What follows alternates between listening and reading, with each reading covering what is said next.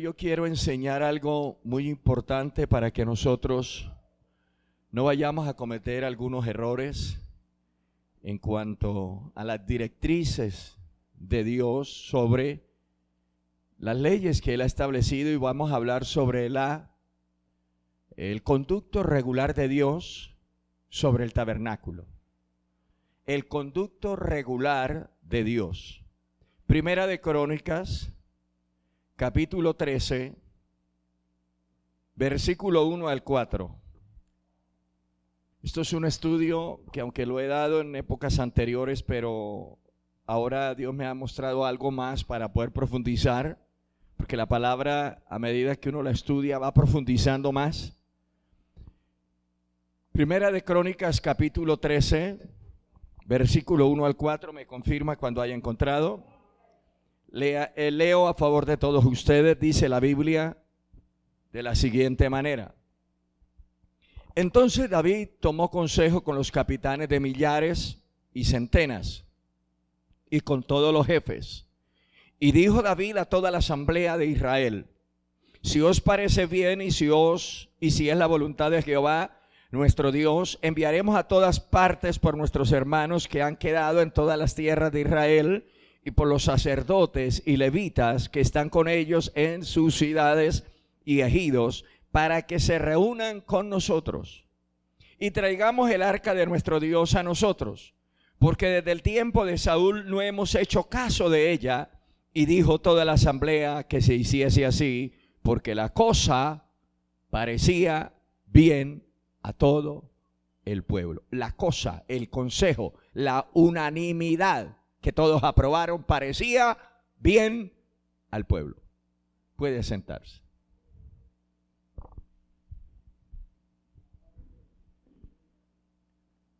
Yo quiero hablarles, como les dije al comienzo, sobre el conducto regular de Dios sobre el tabernáculo.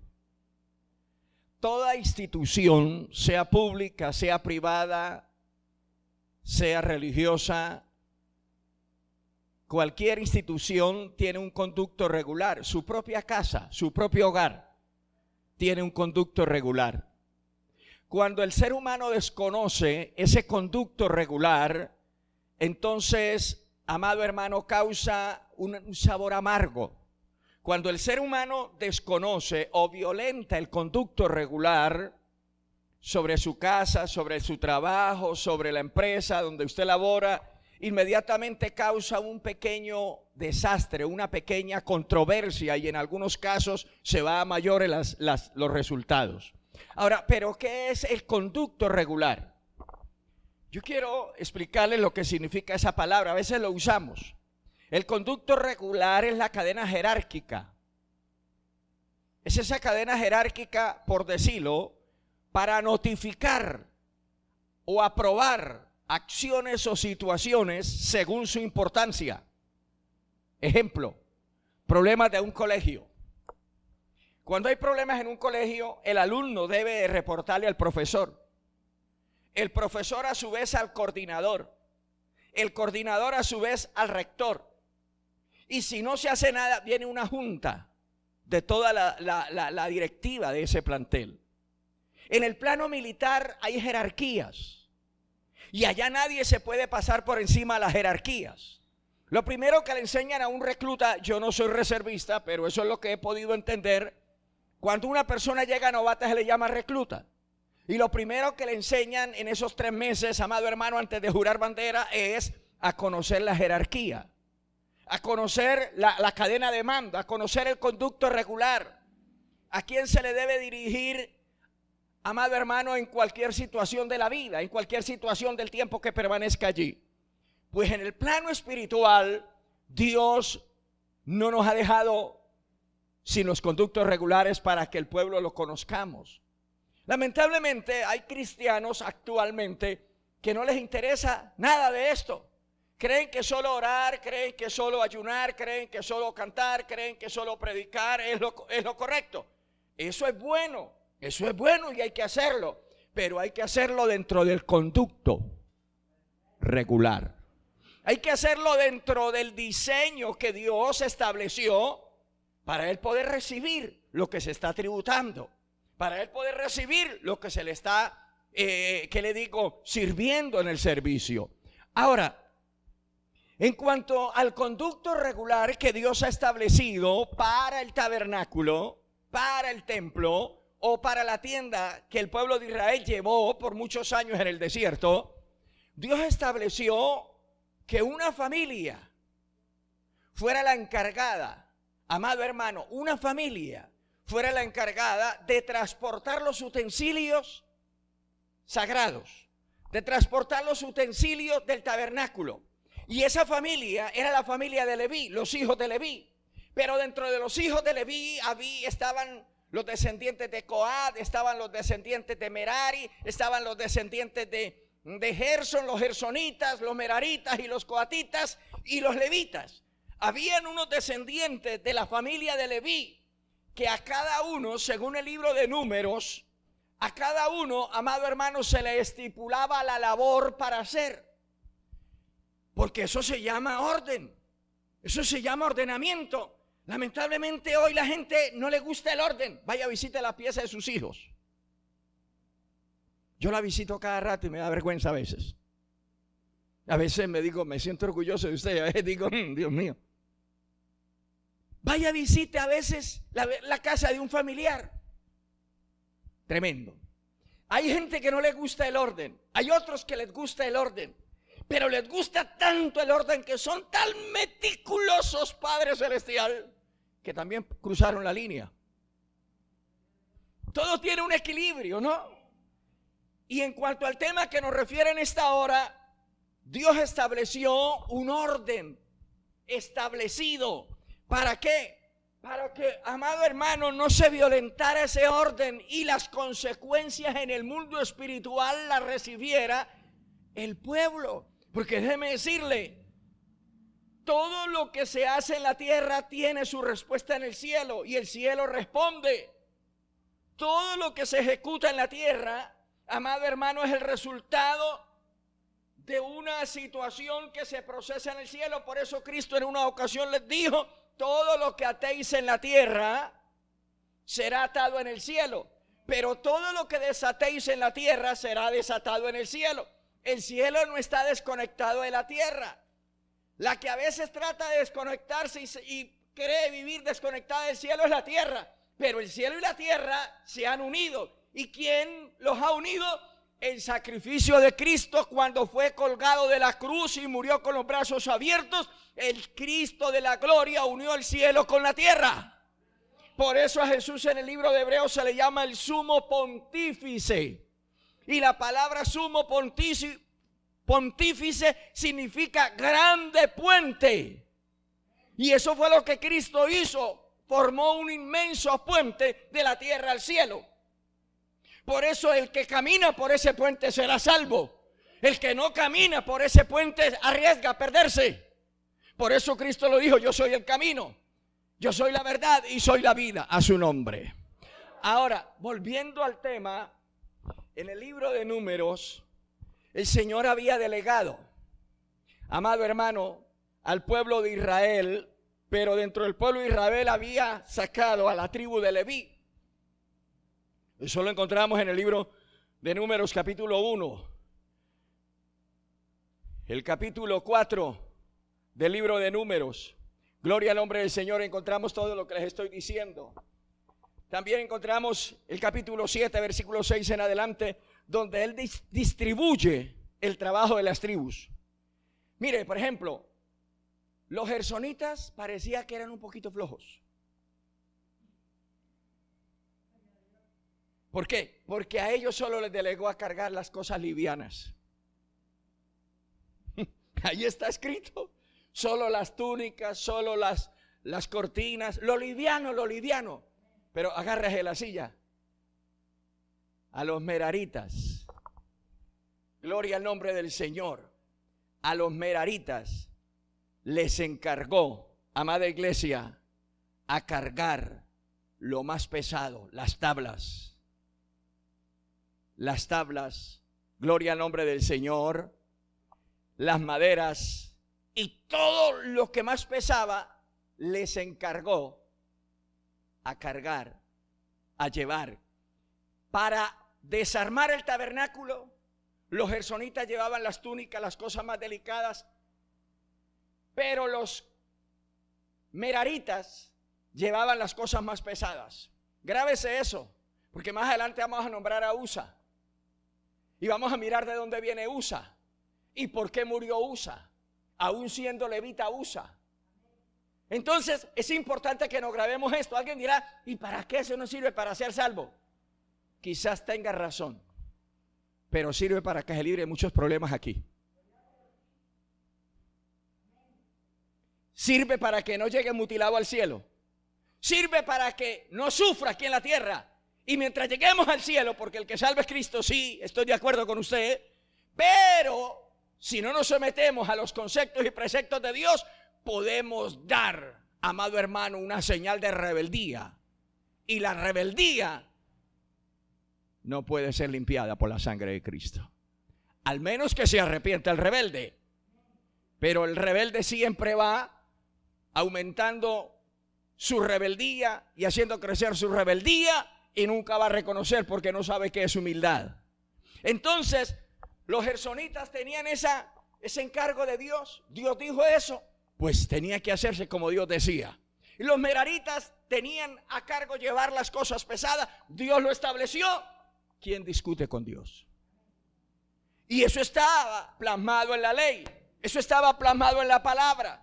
Eso estaba, amado hermano, plasmado en la Sagrada Escritura, en el Antiguo Testamento. Sin embargo, gloria al nombre del Señor. Sin embargo, cuando David llega al trono, gloria al nombre del Señor.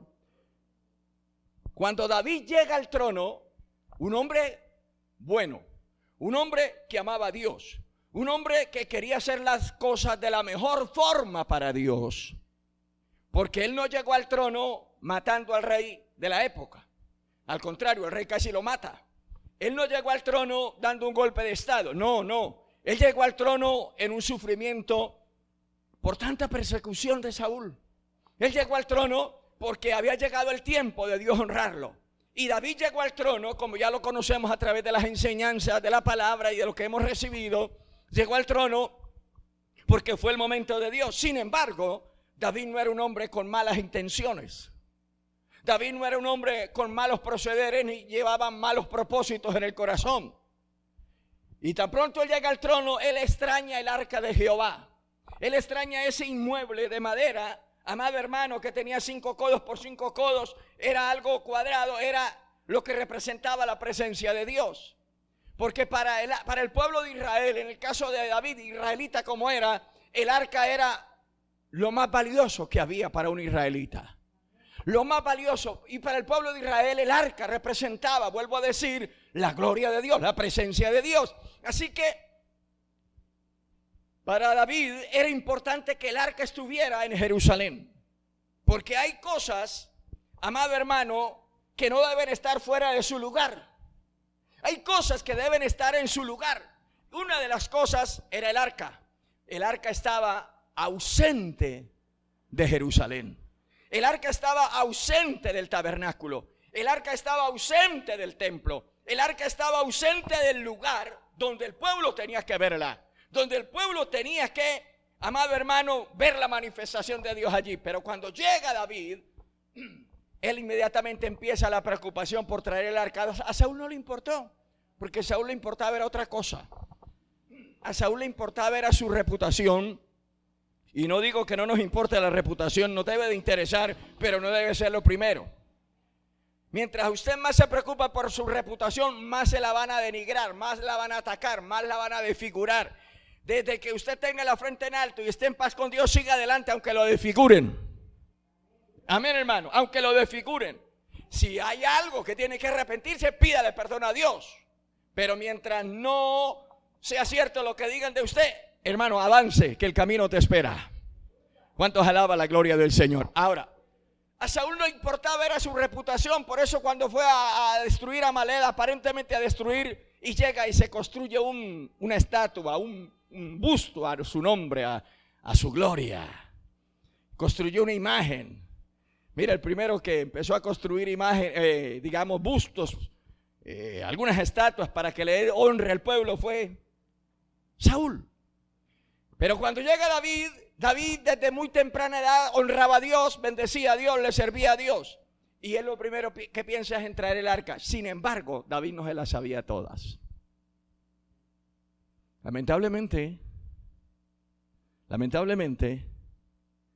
a veces nosotros como creyentes creemos que no las sabemos todas. Y creemos que al leer la Biblia 3, 4 veces, y yo no digo que no la lea, hay que leerla, pero la verdadera gloria no es haberla leído 4 veces, ni haberla leído 5 veces. La verdadera gloria es al menos haberla practicado una vez. Amén, hermanos. Porque si fuera por conocimiento, hermano, hay muchos más que nos ganan en el conocimiento, pero en la práctica no nos ganan. Porque una cosa es tener el conocimiento y otra cosa es tener la práctica. Y David, amado hermano, lamentablemente le falló algo. No bastaba el buen deseo, no bastaba la buena preocupación, no era suficiente la buena preocupación que David manifestaba para traer el arca del pueblo. Y cuando él comenta la intención, se las comenta a las personas equivocadas. Tengamos cuidado con comentar una buena intención a las personas equivocadas. Tengamos cuidado con comentar un buen plan, un buen propósito a las personas, no porque estén descarriadas, sino a las personas equivocadas que no están dentro del conducto regular para hacer la buena intención que tenemos. Porque hay personas que tienen buenas intenciones, pero no entran al conducto regular. No entran, amado hermano, a esa cadena, gloria al nombre del Señor, jerárquica. No entran, sea porque no saben o sea porque la tanta emoción que los lleva, que los impulsa, que los motiva, le comentan a la persona equivocada. David tenía una buena intención, traer el arca, pero ¿a quién le comentó primero? A los capitanes, a los jefes y al pueblo. Estas 3 personas eran israelitas, pero no sabían nada cómo se debía transportar el tabernáculo. Cómo se transportó el tabernáculo en el desierto durante los 40 años, no sabían nada. Los capitanes y los jefes de personas, de centenas y de millares, sabían de guerra, sabían de política, sabían tener el conocimiento en la guerra y en la política, en lo militar. El pueblo sabía de todo un poquito, pero no sabía de lo religioso, de lo espiritual. Y sabe que dentro de nuestras comunidades, dentro de nuestras congregaciones, hay gente preparada en muchas áreas. Hay abogados, hay médicos, hay enfermeras, hay psicólogos. Pero lamentablemente, aunque no es malo tener una profesión, y Dios bendiga a los profesionales, sin embargo, esas no son las personas dentro de la cadena del conducto regular, de la cadena jerárquica, para comentarles una buena intención que tenemos para la obra, para comentarles una buena intención que tenemos para la iglesia. Si usted le comenta a un hermano la buena intención que usted tiene para la obra, puede esperar 2 cosas: que lo apoye o que lo desanime, que lo ponga en contra de la buena intención o que lo trate de utilizar para que descargue sobre él la buena intención. Tenemos que tener cuidado. Abro paréntesis. En una ocasión yo había invitado a un predicador hace años de otra misión y estábamos tratando de conseguir fondos para comprar la iglesia cuando estábamos en el barrio de la Tachuela, ¿recuerda? Y yo tenía un carro negro, un Montero negro, un Mitsubishi, ¿lo recuerda? Entonces, en ese ir de ir y traer al predicador y ponerlo a predicar, dijo, ¿cuánto? Hablamos del carro, le dije, no, yo ya doné el carro. Porque él dijo, siémbremelo a mí. Le dije, ya lo sembré. ¿Cómo le parece que hay predicadores que se autodenominan Buena Tierra y le invitan a usted a que le siembre a ellos? ¿No le ha pasado eso? ¿No le ha llegado esos famosos autoproclamadores? Y me dijo, siémbremelo a mí. Le dije, ya lo sembré. Dijo, ¿a quién? Le dije, a la obra de Dios. A la obra de Dios. Lo sembré. Y Dios lo sabe que así fue. Entonces, ¿por qué traigo eso a colación? Porque esa mala maña está cogiendo fuerza dentro de la obra de Dios. Y cuando le ven a usted un buen corazón, un corazón generoso, un corazón dadivoso, un corazón con buenas intenciones, tratan de que las buenas intenciones que usted tiene se las siembre a ellos. Y puede que sean cristianos y puede que sean hijos de Dios, pero tenga cuidado, no es tierra que produce fruto para el terreno en que usted se mueve. Y podemos estar violentando la cadena jerárquica. Podemos estar, amado hermano, violentando el conducto regular de Dios para la obra de Él, para su bendita obra. No sé si me estoy dando a entender. Pues resulta que el rey David no vio nada malo. Y yo le digo una cosa, no es lo que usted vea malo, es lo que Dios no aprueba. No es lo que usted vea malo o lo que usted vea bueno. Alguien podría decir, o David podría decirme a mí en esta noche, refutarme, hermano Fernando, no sea fanático, yo no vi nada malo. Y tendría razón. Él vio un buen capitán, un capitán leal, un capitán fiel, un capitán que por muchos años le había cuidado la espalda a David. ¿Por qué no comentarle ese buen propósito? Pero no era la persona indicada. ¿Sí me estoy dando a entender? Si estamos aquí entendiéndonos. No era la persona indicada.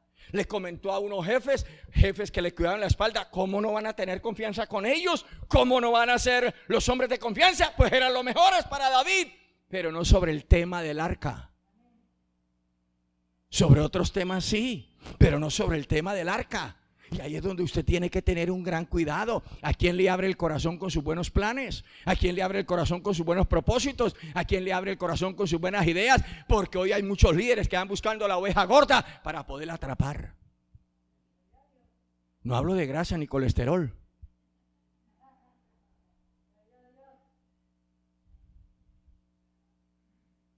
Ay, cómo los tratan de bien y cómo les profetizan y cómo les dicen cosas para sus hijos, para sus hijas y cómo les hablan del futuro. Y a quien no le gusta que le hablen cosas bonitas. Hermanito, tengamos cuidado.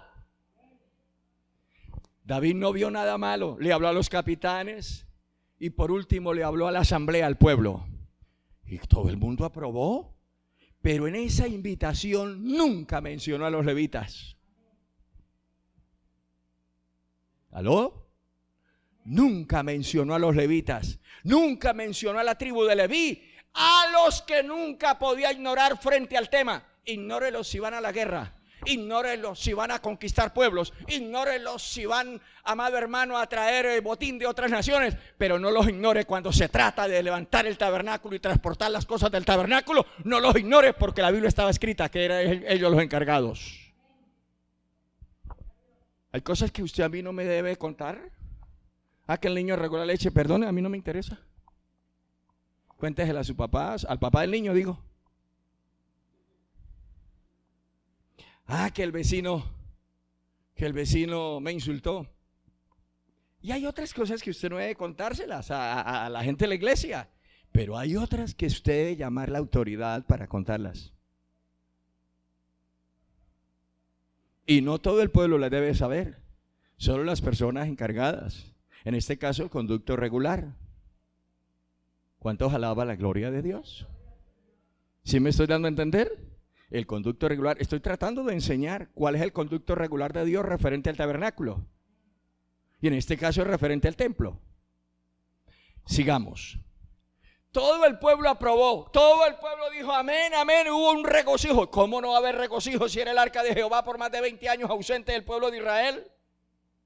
Por más de 20 años alejada de ese pueblo que para el pueblo era el símbolo más grande del arca de Jehová y se fueron a traerla. No había nada malo en la intención de David. No había nada malo. No quería David con esto adquirir un nombre mayor, porque ya Dios le había dado un nombre glorioso, un nombre precioso. David no quería glorias humanas. Sencillamente David creía que estaba dentro de la perfecta voluntad de Dios, haciendo lo que estaba haciendo. Llamó a Usa y llamó a Agio, otro personaje. y les dijo: ustedes serán los encargados de transportar el arca mientras yo voy al frente danzando, cantando alegre. El pueblo va danzando alegre y ustedes serán los encargados de transportar el arca hasta Jerusalén. Ellos dijeron: con mucho gusto. Y dijo Usa: claro, yo voy a hacerlo. Aunque Usa también debía de haber dicho, porque Usa era la tribu de los meraritas. Los gersonitas eran los que debían de cargar las cosas livianas, entre esos el arca. Y Usa, por ser de la tribu de los meraritas, él debía de haberle dicho a David: con todo respeto, mi señor David, mi rey, yo soy de la tribu de los de Merar, soy merarita, y a mí Dios me encargó por medio de Moisés unos años atrás que nosotros como tribu de Merar debíamos de cargar lo pesado, los utensilios pesados, pero los utensilios livianos los cargan los gersonitas. Porque Dios ha establecido cada cosa en su lugar y un lugar para cada cosa. Por eso Él puso en el cuerpo muchísimos miembros. Y cada miembro tiene una función delegada por Dios. Cada miembro tiene una función que cuando deja de funcionar en lo delegado por Dios, el cuerpo funciona mal. Pero cuando el cuerpo, sus miembros funcionan de acuerdo a lo delegado por Dios, el cuerpo funciona normal y es un cuerpo saludable. No sé si estamos entendiendo, hermano. Entonces glorifique a Dios y abre el corazón y la mente. Resulta que Usa, no sé si por respeto o por miedo, no le argumentó al rey David. Él obedeció. Todo iba viento en popa. Habían construido un carro nuevo. La tiraban en 2 bueyes. El arca iba sobre el carro nuevo hecho de madera y la tiraban 2 bueyes. Todo era alegría, todo era felicidad. Parecía que el Espíritu Santo, esa fiesta era para Dios. Parecía que el Espíritu Santo estaba aprobando eso. A veces hay reuniones que pareciera que Dios estuviera agradado. A nuestro intelecto, a nuestro conocimiento, a nuestros ojos pareciera que Dios está allá y con nosotros no está.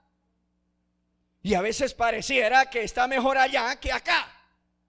Pero eso es al ojo humano, eso es al intelecto humano, eso es al corazón humano. Y David estaba súper contentísimo, de tal manera que la misma esposa lo exhortó, la misma esposa trató de avergonzarlo, y David refutó la vergüenza que quiso la mujer hacer con él y la alegría que David llevaba para ese momento.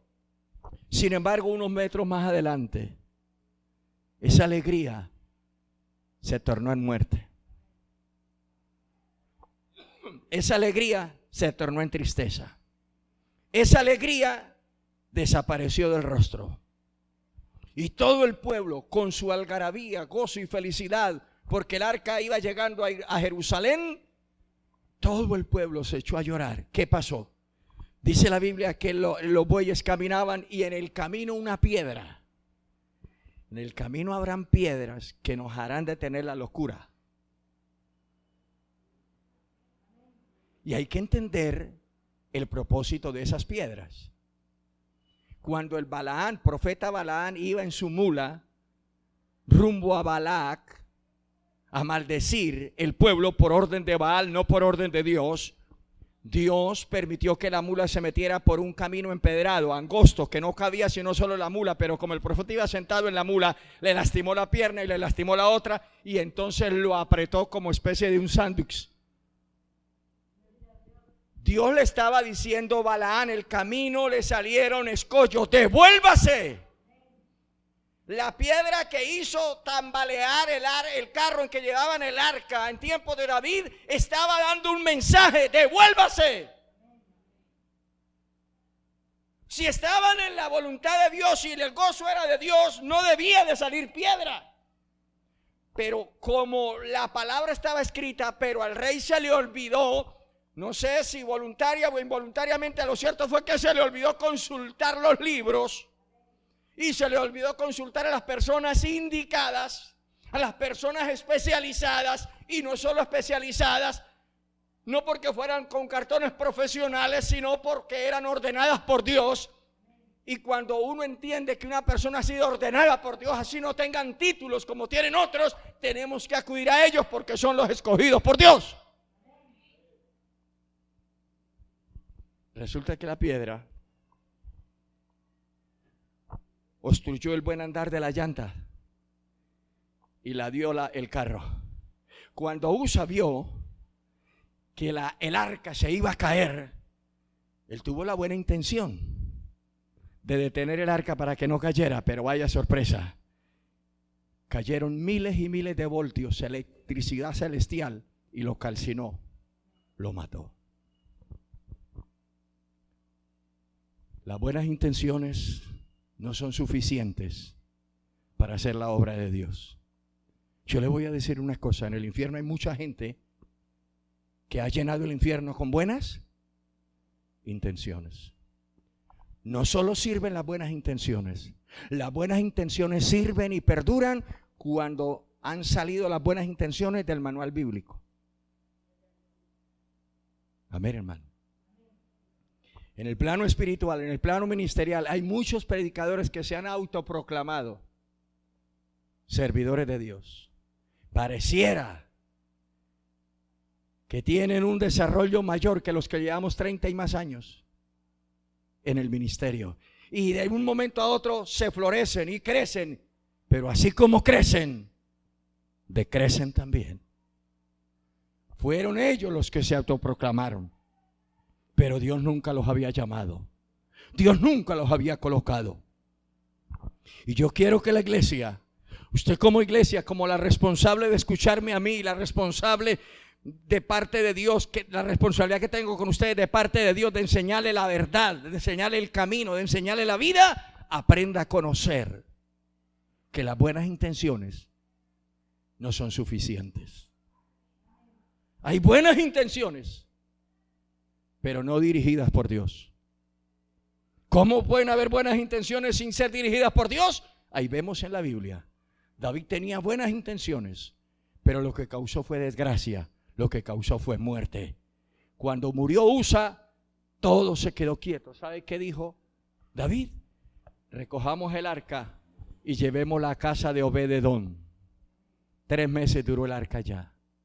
Y en esos 3 meses, 90 días, fueron suficientes para David investigar en la escritura, para David investigar en la ley. Y encontró en el libro de Números que el arca no debía de llevarla sino solo los levitas. Aleluya. Que no debían de llevarla en carros nuevos, sino en los hombros, porque el arca tenía unas varas, que esas varas no las podían sacar. Esas varas tenían que permanecer continuamente introducidas en el arca, para que un levita adelante, 2 levitas adelante, uno acá y otro acá y 2 acá, pudieran alzarla y pudieran llevarla, no en carros nuevos, sino sobre los hombros. Aleluya. Porque Dios, aunque el carro nuevo que David hizo, gastó un dineral, gastó una buena inversión, sin embargo no era como David quería, porque para adorar a Dios las reglas las pone el Dios que recibe la adoración.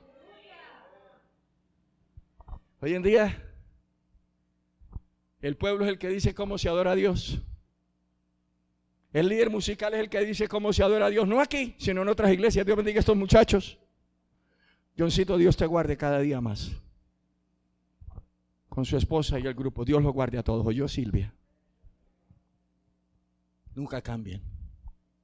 Pero hoy en muchas iglesias el diácono es el que dice cómo se debe adorar a Dios. El que ofrenda más, el ricachón, el hombre que llega en su carro lujoso último modelo 2022, es el que dice cómo se debe adorar a Dios.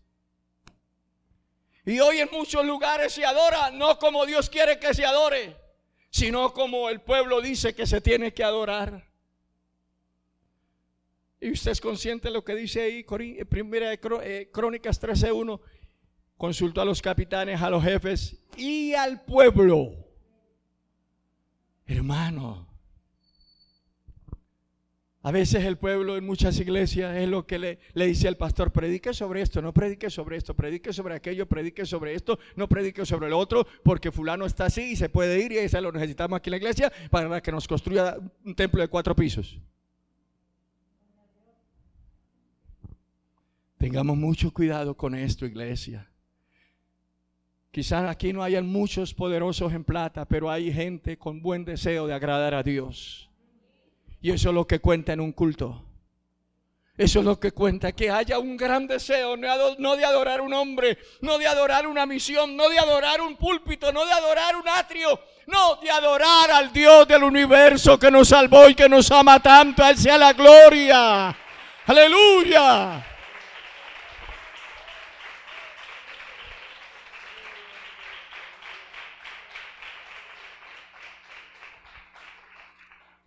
Cuando David se entera, en el capítulo 15 de Crónicas, en el mismo libro, pasemos una hoja. Gloria al nombre del Señor. Dice el mismo rey David lo siguiente, versículo 1 al 2. Hizo David también casas para sí en la ciudad de David, y arregló un lugar para el arca de Dios y le levantó una tienda. En el primer intento no había preparado esto. La buena intención era llevar el arca. ¿Dónde la iban a colocar? No había arreglado un lugar. No había hecho una tienda para el arca. No había hecho un recinto para depositarla. Pero ya en el segundo intento, óigame, David lo confiesa y dice, 3 meses después dice, y arregló un lugar para el arca de Dios. Es que el arca de Dios no se puede llevar a un lugar desordenado. El arca de Dios no puede estar en un lugar donde haya anarquía.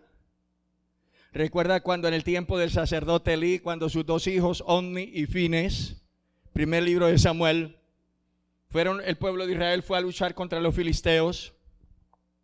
¿Recuerda? Los filisteos iban ganando la batalla, el pueblo de Israel iba retrocediendo. Y entonces los hijos del sacerdote dijeron, traigan el arca, díganle a mi papá que mande el arca, porque nosotros con el arca cobramos fuerza, nosotros con el arca nos animamos, porque el arca representaba la gloria de Dios. Llevaron el arca. Cuando los filisteos se dieron cuenta que el arca había llegado al lugar de guerra, gritaron y dijeron, ay de nosotros, pero cobraron ánimo. Y dice la Biblia que los filisteos cobraron ánimo y conquistaron el arca, atraparon el arca, mataron a los 2 hijos del sacerdote. ¿Por qué ese fracaso? Porque ellos estaban en desorden. El pueblo de Israel estaba desordenado, comenzando con los hijos del sacerdote.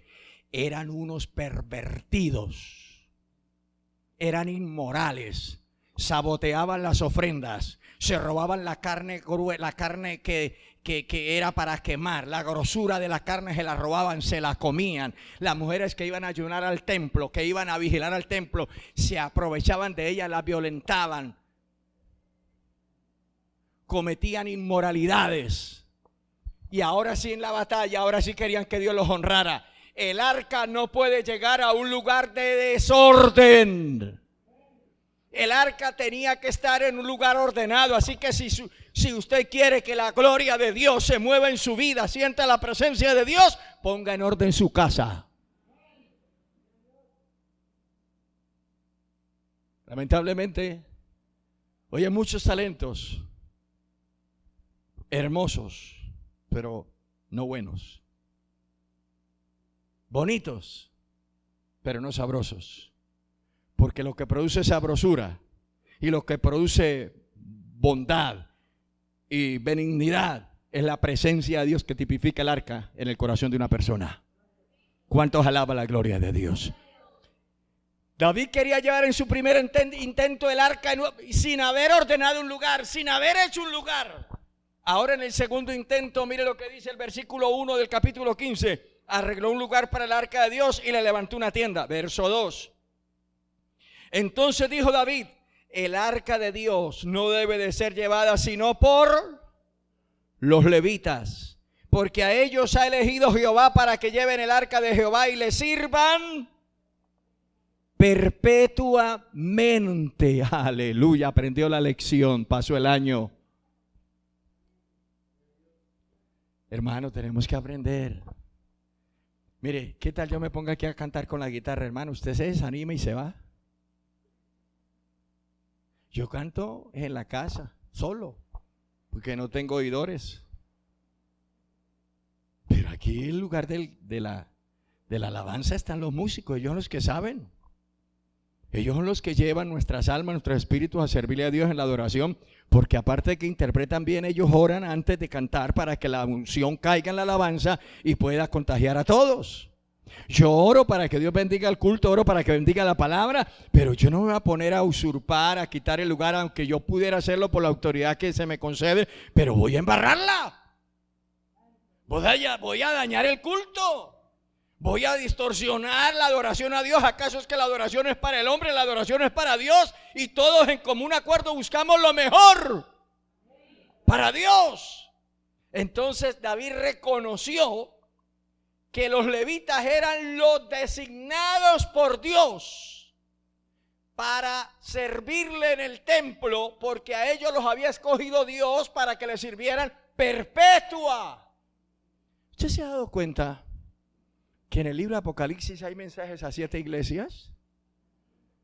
Está la iglesia de Éfeso, de Esmirna, Tiatira, Pérgamo, Laodicea. Hay 7. Y a todas las iglesias comienza diciéndole: dile al ángel de la iglesia. Ahí no dice dile al consistorio de la iglesia. Hay muchas misiones que tienen el llamado consistorio. Es bueno y no es bueno. Es bueno para una buena administración, pero no es bueno porque se forma un sindicato.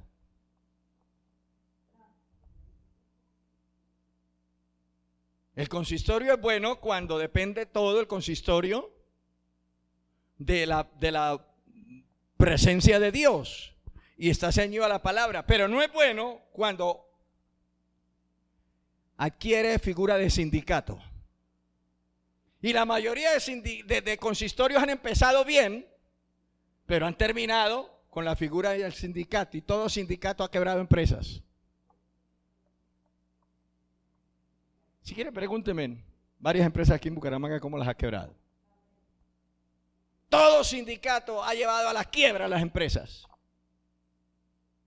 Y lo que hoy está sucediendo es patrocinado por sindicatos. Entonces, los levitas, ¿quiénes son en esta época? Son los que servimos a Dios en algunas áreas. Están los ministerios de música, están los ministerios del canto, están los ministerios del servicio en el templo, están los ministerios del aseo, están los ministerios del ayuno, están los ministerios de las vigilias, están los ministerios del arreglo, están varios ministerios. Podemos acondicionar varios ministerios. Ahora hay unos ministerios tecnológicos. Dios bendiga a los que hacen posible que estas predicaciones salgan por las redes sociales y las editan en algunos casos.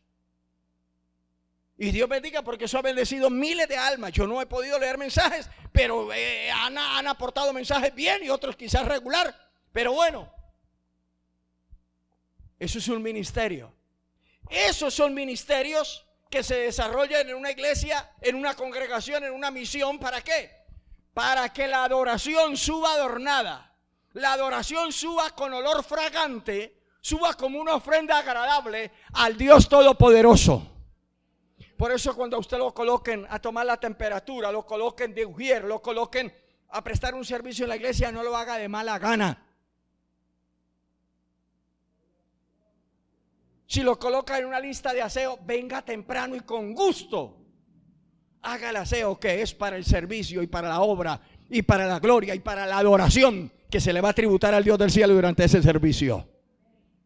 Si en el ayuno lo colocan a hacer una oración, hágalo con gusto porque está siendo útil dentro de un ministerio. Porque esos son ministerios integrados. En esta obra, aunque es pequeña de número, sin embargo hay ministerios integrados. Hay evangelistas, hay maestros, hay profetas, hay pastores, hay personas que profundizan en la palabra, hay personas que navegan por la superficie, otros navegan en lo profundo y edifican, como dice Efesios 4:11. Iglesia, usted ha sido llamada a estar integrada al ministerio de la obra. ¿Cuántos alaban la gloria del Señor? Entonces, continuando, dice David, dice, entonces a ellos, a los levitas, Dios los ha elegido para que lleven el arca de Jehová y le sirvan perpetuamente. Verso 3. Y congregó David a todo Israel en Jerusalén para que pasasen el arca de Jehová a su lugar, el cual él había preparado. Ahora, en este segundo intento ya no hay carros. Los capitanes ya no se nombran. Los jefes ya no se nombran. El pueblo se nombra, pero de último. ¿A quiénes se nombra primero? A los levitas. Ese es el orden de Dios. Ese es el conducto regular de Dios referente a las leyes del templo, referente a las leyes del tabernáculo, referente a las leyes del culto. Ya no se nombra los capitanes, ya no se nombra a los que se nombró en el capítulo 13. Ahora David arregla un lugar, ahora David reúne a los hijos de Aarón entre los sacerdotes y levitas, y ahora les dice cómo era que se debían de llevar, y el arca, ya el carro nuevo lo archivaron, lo recogieron, y ahora son los levitas que la llevan en el hombro. Ay, hermano, cuántas veces queremos modernizar el culto para Dios. Hoy iglesias, me decía hace algunos meses alguien, digo el milagro, pero no el nombre del santo. ¿Por qué no cambiamos los cultos? ¿Por qué no hacemos otras cosas? Le dije, ¿cuáles? Dijo, para llamar juventud, para traer más jóvenes. Le dije, lo único que podemos traer jóvenes es montando una miniteca.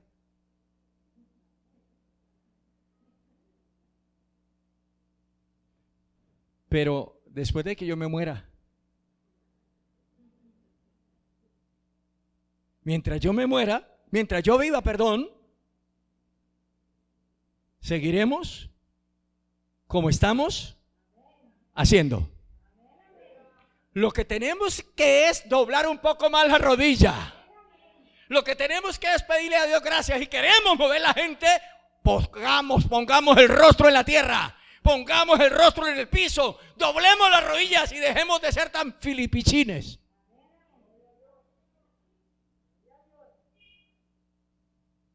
Amén. ¿A quién no le gustan las multitudes? A todos.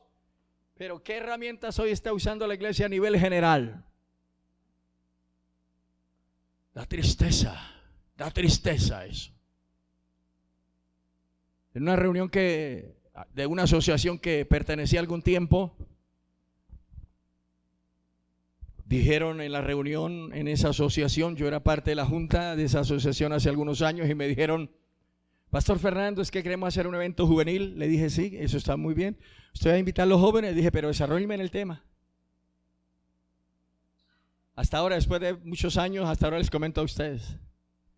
Les dije, desarrollenme en el tema, ¿qué se va a hacer en ese evento juvenil? Bueno, va a haber artes literarios, artes de pintura, y van a haber artes de magia. Le dije, ¿cómo? Dice, sí, vamos a enseñarle a hacer unos trucos de magia. Le dije, no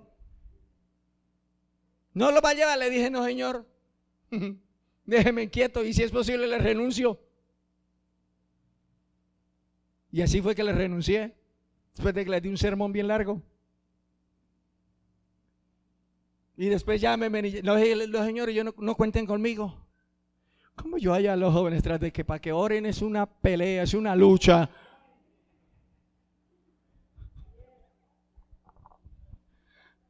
Para que vengan a culto, Dios mío, toca inyectarles ahí en la entrada una inyección para que no se duerman, así como Mr. Bean. No ustedes, porque ustedes vinieron, los otros que no vinieron. ¿Qué tal yo llevarlos por allá? Ay, hermano, Dios no me va a perdonar eso. Miren, muchachos, hay instrumentos, aprendan batería, aprendan. Aquí hay músicos, aquí hay personas que les pueden enseñar a hacer reemplazo a un segundo grupo, grupo 1, grupo 2. Háganlo. Desarrollen ese sentir, ese deseo que tienen. Yo sé que ellos no van a ser envidiosos en enseñarles, no van a ser egoístas, no, al contrario, ellos desean, porque ellos también desean ver otros ministerios capacitándose. Entonces, amados, en el segundo intento comprendió David. Era la autoridad del pueblo, autoridad número 1 del pueblo, pero en lo político, en lo militar, en lo estratégico, en lo económico, pero en lo espiritual no lo era. Y ocurre un fenómeno raro, escúcheme. No se me sorprenda ni es que esté dañando la doctrina, pero a veces en el hogar, aunque la autoridad del hogar debe ser y es el hombre por ley de Dios, sin embargo a veces en algunos hogares la autoridad espiritual es la mujer. ¿Cómo así? Mastique primero antes de que suba el chorro de palabras. Ahí tenemos a una Aquila y un Priscila. Ahí tenemos a una pareja que se encontraron con Pablo. ¿Quién era el varón? ¿Cómo se llamaría el varón para usted? Aquila. ¿Cómo se llamaría la esposa? Priscila. Y si usted se da cuenta y estudia la palabra, se dará cuenta que aunque Aquila era la autoridad sobre Priscila, Priscila en la parte espiritual era la líder. Si hasta ahora está escuchando esos nombres, no diga nada. Búsquelos en la Biblia, estúdielos y se dará cuenta y me corrige si estoy equivocado. A veces en el plano familiar, el esposo es la autoridad y nadie le va a quitar esa autoridad. Pero a veces la esposa es la líder espiritual. Ahí tenemos a una Débora con su esposo. El esposo era el líder del hogar, pero la líder del pueblo, la líder espiritual era Débora. Lean el libro de Jueces. El esposo era más bien calladito. No que fuera un cero a la izquierda,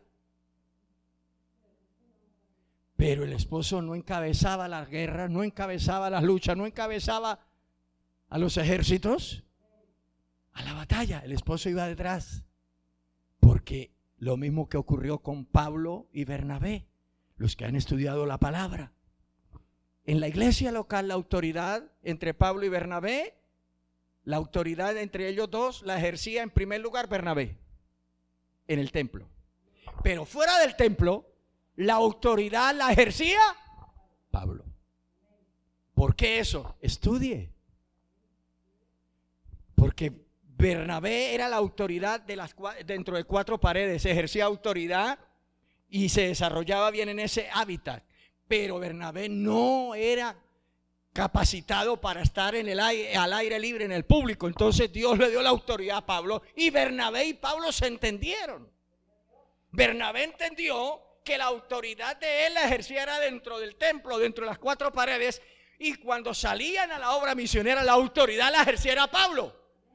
Por eso Pablo era el que enfrentaba, por eso Pablo era el que confrontaba a los malos, y por eso Pablo era el que predicaba y Bernabé detrás. Pero cuando llegaban al templo, tomaba la vocería Bernabé. ¿Sabes qué se llama eso? Orden. Orden. A veces el hombre cree que es autoridad en todas las áreas.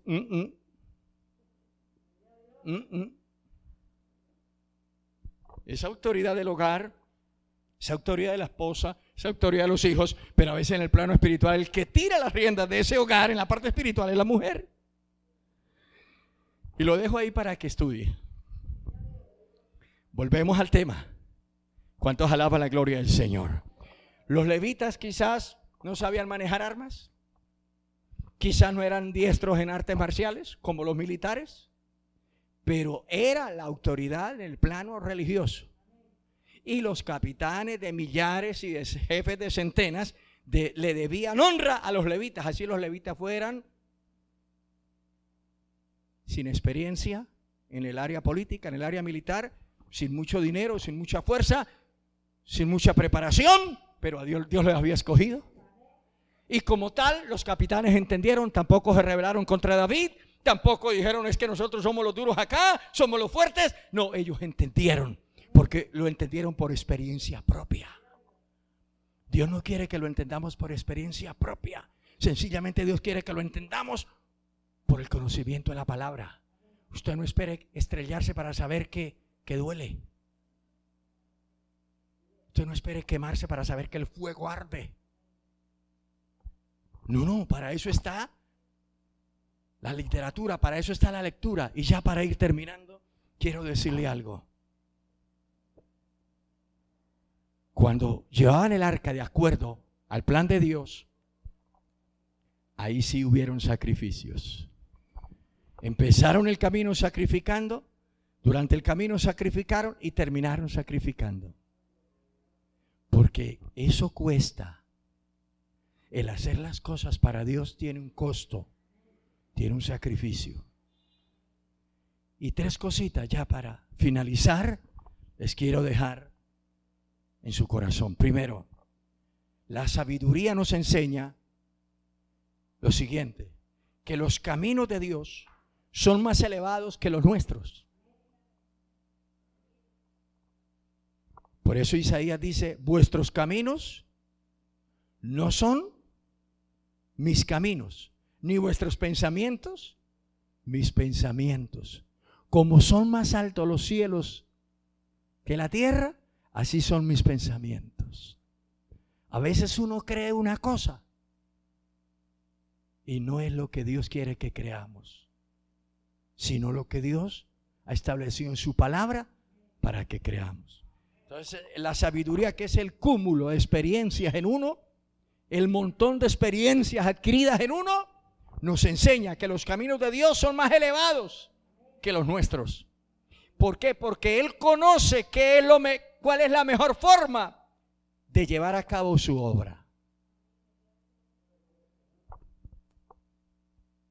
Dios conoce cuál es la mejor forma de llevar a cabo su obra. Y no porque no hayan buenos deseos en el corazón del cristiano. Pueden haber muy buenos deseos, pero quizás no son los de Dios. Y al no ser los de Dios, hay que ceñirnos, despojarnos de los nuestros, de nuestros deseos, y ceñirnos a los deseos de Dios. ¿Cuánto bendicen al Señor? Segundo punto, no intentemos de llevar la obra de Dios a nuestra manera. Hay creyentes que si el pastor no está, eso con una cara larga duran en el culto y dicen, no, yo no voy.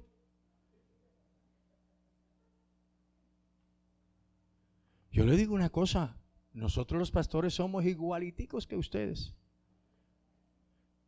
Esta mañana no pude estar en el ayuno porque temí a un represamiento, porque habían huelgas y tapones. Esta tarde, gracias a Dios, no hubo en la autopista Piedecuesta, era en Florida Blanca, estaba congestionadísimo. Y por eso me vine en un aparatico mucho más delgadito para pasar en medio de los trancones. Pero déjeme decirle, usted no se acostumbre a adorar a Dios con alegría y contento si está el pastor, y si no está el pastor, amén, no me gusta que predique fulano. Y hay gente tan grosera que no sabe ni disimular.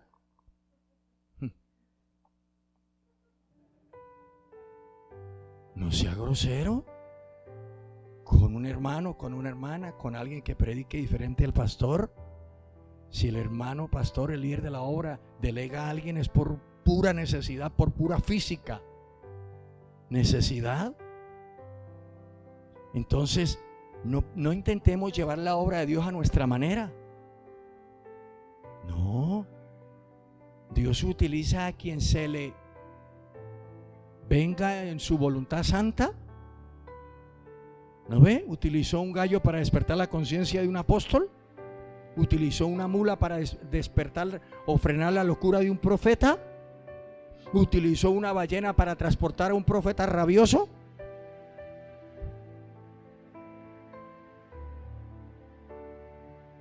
Tengamos cuidado. Y el tercero y último punto, la sabiduría humana en la obra de Dios puede conducir a terribles consecuencias. ¿Qué fue lo que hizo David en su primer intento? Usar sabiduría humana.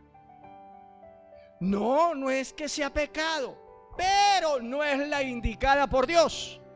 Entendamos los términos. No es que sea pecado ser sabio, no es que sea pecado tener buenas intenciones, no es que sea malo tener buenos deseos, pero hay que mirar, sopesar las intenciones, los buenos deseos nuestros en la palabra de Dios. Y la sabiduría de David, aunque era hermosísima y tenía buenos propósitos en la mente de él y en la mente de sus capitanes y de sus jefes, no estaba aprobada por Dios. Y tristemente murió un buen hombre. Tristemente murió un buen personaje, un buen levita de la tribu de Merari, porque él debía de cargar las cosas pesadas. Y David le ordenó que cargara lo que no debía de cargar. Eran los gersonitas. Que Dios te bendiga. Si algún levita, si la autoridad te pone a ti a un servicio, hágalo con gusto. No se sienta menos ni se sienta más, porque hay algunos que dicen, yo barrer, yo fui hecho es para predicar.